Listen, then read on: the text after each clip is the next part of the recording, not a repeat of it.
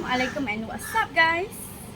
Hari ini saya akan terangkan tentang bab 9.4 iaitu fenomena geobencana. Korang tahu tak apa itu fenomena geobencana? Mari kita saksikan. Dalam flashcard yang telah saya hasilkan berkenaan fenomena geobencana.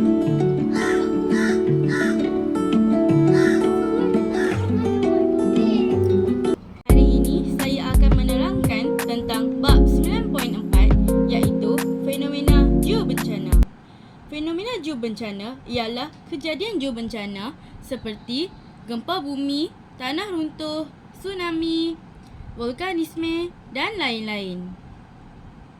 Terdapat 6 fenomena geobencana iaitu vulkanisme. Vulkanisme adalah fenomena letusan batu leleh magma ke permukaan bumi atau planet atau bulan permukaan padat di mana lava, piroklastik dan gas gunung berapi meletus melalui pemecahan di permukaan yang disebut ventilasi. Ini merangkumi semua fenomena yang disebabkan dan menyebabkan magma di dalam kerak atau mantel dari jasad planet naik melalui kerak dan membentuk batuan gunung berapi di permukaan. Seterusnya, pemanasan global. Pemanasan global ialah peningkatan suhu atmosfera bumi secara berterusan akibat daripada kesan rumah hijau yang melibatkan pertambahan gas karbon dioksida iaitu CO2, klorofluorokarbon, CFC dan bahan-bahan pencemar yang lain yang menyebabkan peningkatan suhu dunia. Suhu bumi telah meningkat sebanyak 1.2 darjah dan kadarnya berbeza mengikut benua dan kawasan tertentu. Kajian mendapati kawasan Arktik lebih pantas menjadi panas berbanding kawasan lain. Perubahan iklim biasanya berlaku dalam tempoh 10,000 tahun, tetapi kini perubahan iklim berubah dalam tempoh 100 tahun sahaja. Jarak hanya 2 generasi sahaja. Seterusnya, saya akan terangkan tentang tsunami. Tsunami merupakan satu siri ombak yang berlaku selepas gempa bumi, tanah runtuh di dasar laut, aktiviti gunung berapi, letupan atau hentaman meteor yang berlaku di dalam atau berhampiran laut. Tenaga dijana dalam setiap tsunami atau semong ini adalah tetap dari segi fungsi ketinggiannya dan kelajuannya. Tsunami boleh menyebabkan kerosakan teruk pada kawasan persisiran, pantai dan kepulauan. Seterusnya, tanah runtuh. Tanah runtuh merupakan kejadian geologi yang termasuk sebahagian besar pergerakan tanah seperti batuan jatuh, kegagalan cerun dan aliran sampah cetek. Tanah runtuh merupakan salah satu kaitan dengan kegelongsoran tanah dan boleh menyebabkan kematian.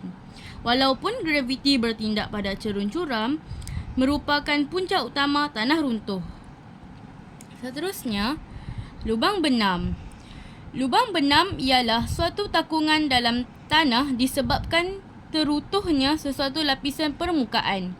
Sebilangan besar disebabkan oleh keadaan karat sama ada melibatkan tindak balas kimia persekitaran yang melarutkan batu karbonat atau proses penggogosan. Ia boleh mendatang seluas 1 hingga 600 meter secara diameter dan kedalaman dan pelbagai bentuk dari mangkuk berlapis tanah hingga jurang bermata dasar. Dan akhir sekali ialah gempa bumi.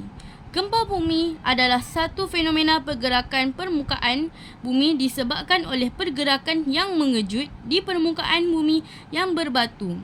Gempa bumi berlaku apabila tenaga yang tersimpan dalam bumi, biasanya di dalam bentuk geseran batu, tiba-tiba terlepas. Selain itu, tanah jelus dan hujan asid ialah geobencana yang biasanya berlaku di kawasan paya, manakala hujan asid ialah geobencana yang biasanya berlaku di kawasan perindustrian. Sains dan teknologi membolehkan ciptaan alat yang mampu memberikan amaran awal terhadap kejadian tanah runtuh dan tsunami. Ini ialah alat untuk mengesan tanah runtuh. dan ini adalah alat untuk mengesan tsunami di Malaysia. Sekarang saya akan terangkan tentang kesan geobencana. Terdapat beberapa kesan-kesan geobencana. Salah satunya ialah gempa bumi di Gunung Kinabalu dan kejadian banjir lumpur. Baiklah, sekian daripada saya pembentangan berkenaan fenomena geobencana. Sekian, terima kasih. Bye.